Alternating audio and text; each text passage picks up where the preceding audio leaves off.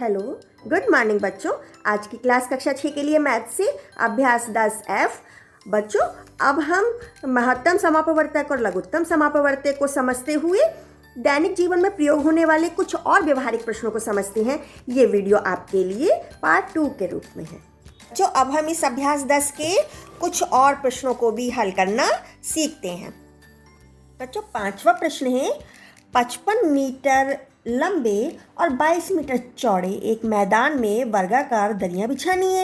एक ही नाप की कम से कम बिछाई जाने वाली दरियों की संख्या ज्ञात कीजिए।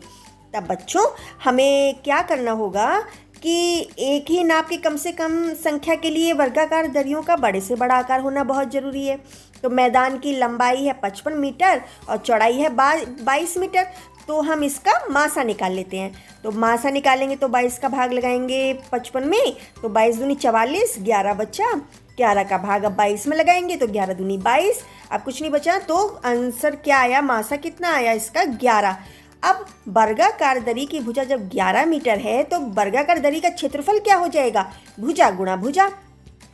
भुजा कितनी है, 11 मीटर है ना। तो 11 मीटर गुणा 11 मीटर कितना हो गया, 121 मीटर वर्ग। तो बच्चों, अब मैदान का क्षेत्रफल निकालने के लिए उसकी लंबाई और चौड़ाई में गुणा कर दो। तो 55 मीटर गुणा 22 मीटर, अब गुणा कर दो। 2 पंजे 10, हासिल लेख है ना, 0 लगाया, हासिल लेख, 2 पंजे 10 और 11। इसी तरीके से इसको भी दोबारा से लिख दो, जोड़ दो, 0 1 और 1 2 और 1 कितना आ गया, 1210। अब वर्गाकार दरियों की कम से कम संख्या निकालने के लिए क्या करेंगे, जो मैदान का क्षेत्रफल है उसमें वर्गाकार दरी का क्षेत्रफल से भाग लगा देंगे। तो 1210 मीटर स्क्वायर में 121 मीटर स्क्वायर का भाग लगा देंगे। तो क्या करेंगे, 121 एकम 121 और ये एक 0 बच गया। ठीक है, ये तो हट गया। अब कितनी संख्या निकल के आ गई, 10 है ना। तो आंसर क्या बना, एक ही नाप की कम से कम वर्गाकार दरियों की संख्या 10 होगी। ठीक है बच्चों, आया समझ में। बच्चों, छठा प्रश्न है, 3 ग्रह किसी तारे के चारों ओर क्रमशः 200, 250 और 300 दिनों में एक चक्कर लगाते हैं। यदि वे किसी दिन तारे के एक ही और एक सीध में हो तो कितने दिनों में पुनः वे उसी स्थिति में आ जाएंगे। तो बच्चों, जो दिनों की संख्या है 200, 250, 300 वो उसके लासा के बराबर होगी। तो 200, 250, 300 का भाग विधि से लासा निकाल लेते हैं।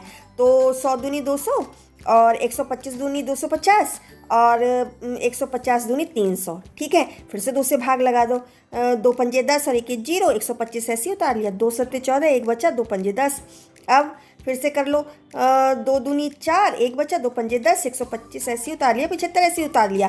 3 से किया तो 25 ऐसे ही लिया, 125 ऐसे ही लिया और ये कितना हो गया, 3 दूनी 6 और 1 बचा, 3 पंजे 15। अब 5 से कर लो, 5 पंजे 25, 25 पंजे 125, 5 पंजे 25। फिर से 5 से करो, 5 एकम 5, 5 पंजे 25, 5 एकम 5। फिर से कर लो 5 से 1, 5 एकम 5 और 1। अब इन सब को लिख लो एक साथ। ठीक है, 2 गुणा 2 गुणा 2 गुणा 3 गुणा 5 गुणा 5 गुणा 5 है ना। अब करो इसको, 5 पंजे 25, 25 पंजे 125, 125 तियाँ 375, 375 में अब ये जो है 2 दूनी 4 दूनी 8, 8 की गुणा कर लो। ठीक है, 8 पंजे 40 की 0 हासिल 4, 8 सत्ते 56 4 60 की 0 हासिल 6, 8 तियाँ 24 और 6 30, कितना आ गया, 3000 दिन आ गया। अब तो आंसर क्या बना, 3000 दिनों के पश्चात तीनों ग्रह पुनः उसी स्थिति में आ जाएंगे। ठीक है बच्चों। बच्चों, 7वां प्रश्न है, कपड़े के 3 थानों में क्रमशः 125 मीटर, 220 मीटर और 275 मीटर कपड़ा है। बड़ी से बड़ी नाप का फीता बताइए जो तीनों थानों के कपड़ों को पूरा नाप सके। तो इसमें बच्चों हमें मासा निकालना पड़ेगा। बच्चों, अब हम मासा को भाग विधि से निकालते हैं। ठीक है, 125 का 220 में भाग लगाया तो 125 से कम 125, 10 में से 5 गया 5, 11 में से 2 गया 9, इधर कुछ बचा नहीं। अब इस 95 का भाग 125 में लगाते हैं, 95 कम 95, ये 5 में से 5 गया 0, 12 में से 9 गया 3। अब बच्चों, हमें इस 30 का भाग इस 95 में लगाना होगा। तो 3 तियाँ 9 होता है, इसलिए 3 बार लिख लो, है ना। 30 तियाँ 90। अब इसमें से 5 तो आ गया, 9 में से 9 गया 0। अभी 5 का भाग हम इस 30 में लगाएंगे, 5 छंग 30, पूरा चला गया। अब इसका मतलब 5 से पूरी संख्या कट रही है। अब इस 5 का भाग हमें 275 में भी लगाना होगा अभी। तो 5 पंजे 25, तो 2 बचा, यहाँ कुछ नहीं बचा, 5 उतारा, 5 पंजे 25, पूरा पूरा चला गया। तो मासा कितना आया? 5 आया। तो आंसर क्या बना? बड़े से बड़ी नाप के फीते की लंबाई 5 मीटर होगी। ठीक है। अब बच्चों 8वां प्रश्न है, 6 घंटियां एक साथ बजनी आरंभ हुई। यदि वे क्रमशः 2, 4, 6, 8, 10 और 12 सेकंड के अंतराल से बजती हों तो 30 मिनट में वे कितनी बार इकट्ठी बजेंगी? ठीक है। तो एक साथ पुनः घंटियों के बजने की गणना करने के लिए हमें लासा की ज़रूरत होगी। ठीक है। तो हम इसका लासा भाग विधि से निकाल लेते हैं। सभी संख्याओं को लिख लो। तो 2 एकम 2, 2 दूनी 4, 2 तियाँ 6, 2 चौक 8, 2 पंजे 10, 2 छिंग 12। फिर से 2 से कर लो, ये 1 निकाल लिया। 2 एकम 2, ये नहीं जाएगा। 2 दूनी 4, ये भी नहीं जाएगा। 2 तियाँ 6, अभी 2 बाकी है। फिर से 2 से करो, तो ये 1, ये 3, 2 एकम 2, ये 5, ये 3।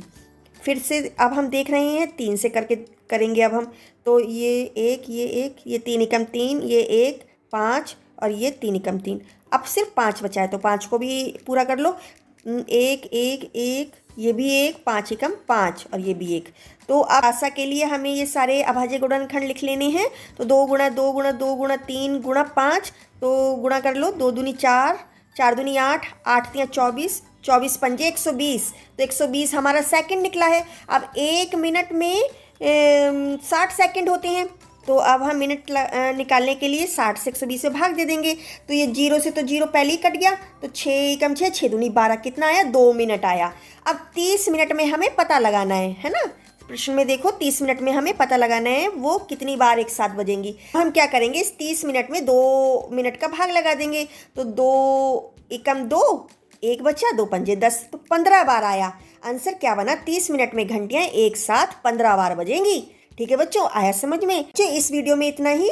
नेक्स्ट वीडियो में हम इस अभ्यास के कुछ और प्रश्नों को भी हल करना सीखेंगे। तब तक के लिए बेस्ट ऑफ लक।